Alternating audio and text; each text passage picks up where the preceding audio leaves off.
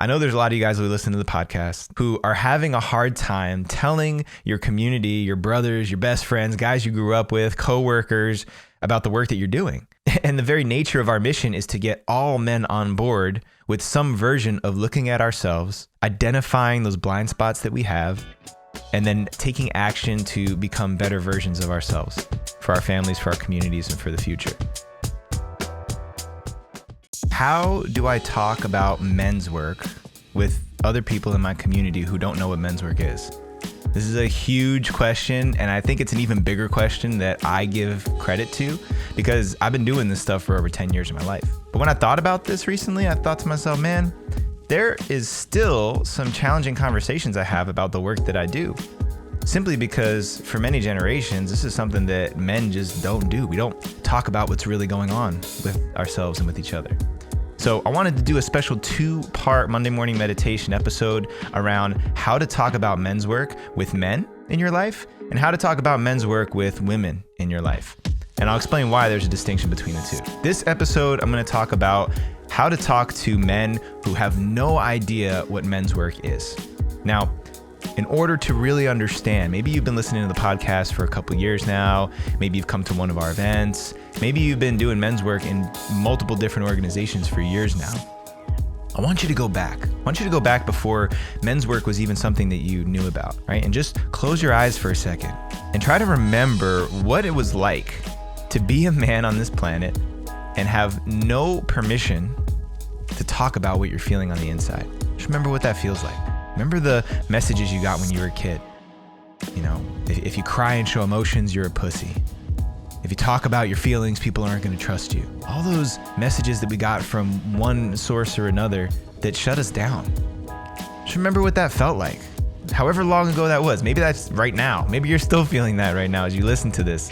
Or maybe that was 10 years ago or somewhere in between. Just remember that there's still so many men in the world right now who are believing that same narrative around what it means to look at ourselves and be honest about our experience as men.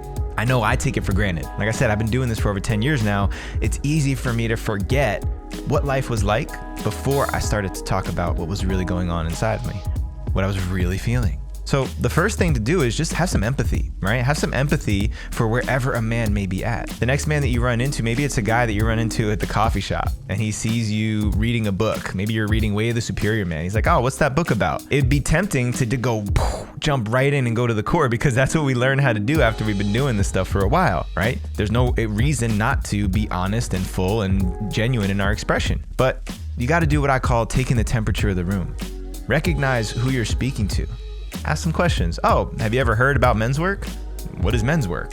Usually if somebody's saying that, it means that they have absolutely no idea what you know about your version of what men's work is, right?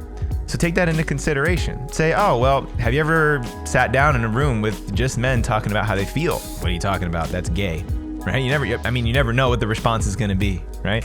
You start to gather some information. Oh, I see what you're talking about. Now, as you're asking these questions, don't forget to look through the lens of there's something that this man is uncomfortable about. There's something, a fear inside of him, an insecurity inside of him, because every single one of us has them. I know that this man has been through some traumas in his life. He's been through some challenging times, and I have no idea what those are. But I'm going to take that into consideration when I think of what his responses are as we talk about men's work, as we talk more about opening up and sharing our feelings honestly. So maybe somebody says, oh, that sounds really gay. That's not what dudes are supposed to do. They're like, oh, why do you think that? Use your curiosity. Why do you think that's gay? Why do you think that it's not natural for men to do that? Well, because, that means it makes you soft. Does it? How does it make me soft? Lead with your curiosity, right? And without making the man wrong, right? And I don't have to say it in a way of like, dude, you don't know what you're talking about. I know better.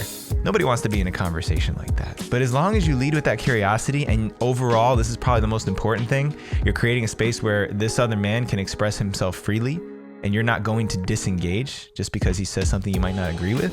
That's going to open up more possibility to talk about the things that actually matter to you, what you actually think about men's work. And the reason I'm sharing this is because I know there's a lot of you guys who listen to the podcast. I know there's even more of you guys who are part of our community and all the different ways that you are now, who are having a hard time telling your community, your brothers, your best friends, guys you grew up with, co-workers, about the work that you're doing. And the very nature of our mission is to get all men on board with some version of looking at ourselves, identifying those blind spots that we have, and then taking action to become better versions of ourselves for our families, for our communities, and for the future. But the only way we can achieve that mission is if we get more men on this planet to start doing that type of work. And it doesn't have to look a specific way. We just have to get more men interested and engaged by starting with giving them permission to talk about this stuff. The defense systems are so strong. Sometimes you'll just have somebody that checks out, gets disinterested, and doesn't want to go further into what you're sharing. Right? There's different ways to recognize, well, maybe this person's not really ready to hear it right now. Maybe I got to soften my approach. Maybe I got to just say, okay, you know what? Hey, if you ever want to talk about any of this stuff, then let me know, because I love it. And it's really made a difference in my life. That's another really key point, right? If somebody isn't pushing back hard or doesn't really seem interested, say, hey, it's made a huge difference in my life. And I know that I wouldn't have been able to navigate the challenges of my marriage, of being a father, of being a business owner, of being just a man on this planet, a human being on this planet, without a space to talk about what's really going on for me. And I would love to be that for you. So if you ever want to jam on that, then just let me know, but no pressure, all good, right? There's a full spectrum at which we can engage with people and talk about it, right? But it's never going to happen if we refuse to talk about it.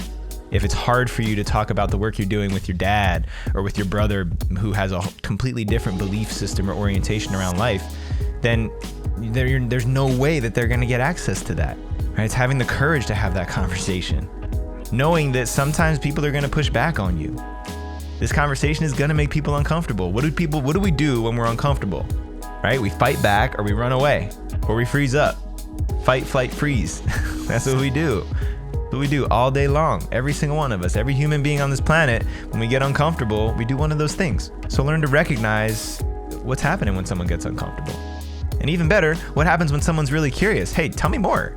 You were out in the wilderness and you didn't eat for 4 days. What was that about? Why would you do that? That's crazy. I've never gone longer than 4 hours without eating something. Then you get to share your experience, but recognize where people are at. Learn to tune up your radar and your listening for where someone is. Then adjust your approach based on where they're at in that moment. And then the last piece is always leave the door open, whether it's saying, hey, if you ever want to reach out to me, let's talk. Or if you ever want to look at that differently, if you ever want to consider something different, then let me know. This stuff has made a huge impact on my life. And I see you going through some challenges. You told me about some of the challenges you're going through. Maybe you want to check this out. There's so many different ways to leave that door open for men to step through it. And I get it. And I'm challenging every one of you guys who's listening to have this conversation with 5 men in your life that you know are not involved in men's work in any type of capacity, or at least very minimally. And challenge yourself to find a way to have that conversation, to enroll more guys in doing this great work that you're doing. Because if we just keep it for ourselves, then we're not taking care of everyone else. All right. Once the Buddha said, once you reach enlightenment, it is our job to hold space and make room for everyone else to make their way there too. All right. So in that way, once you've seen the mountaintop, then it's your responsibility to show and usher other people to the mountaintop as well. So go out there, have this conversation with 5 men, keep having these conversations about the transformational work that you're doing in your life, because that is going to make generational difference. It's going to have impact for decades and centuries just by having conversations now. All right, make sure you share this up and tune in next week. I'm going to do a second part 2 right now, how to talk about men's work with women in your life. So stay tuned for the next one coming up next week. In the meantime, while you're waiting, lots of love to you guys. Peace out.